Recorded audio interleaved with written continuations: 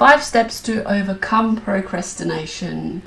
So these are simple, practical steps that you can use when you have problems with procrastinating, which is quite common.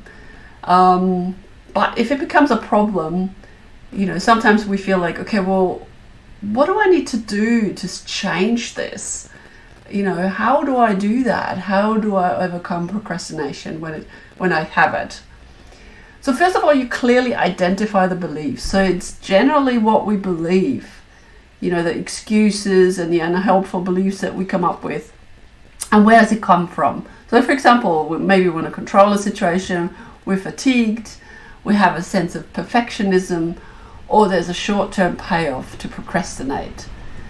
And then we can question whether this belief or that excuse is actually reasonable, fair, helpful, or realistic. So you think about that. Okay, does that actually make sense? Is it reasonable? Is it helpful?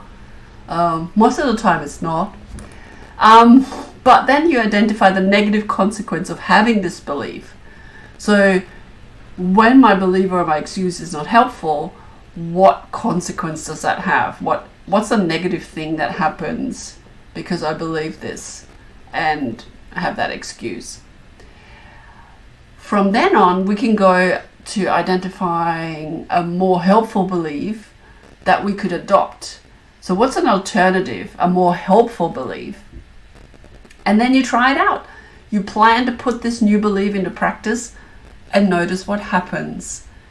So it's really a few steps to sort of like analyze and identify the reasons why you procrastinate. And as always, it's practice, practice, practice. So once you sort of start getting into the habit of doing that, you will find that you will not procrastinate that much.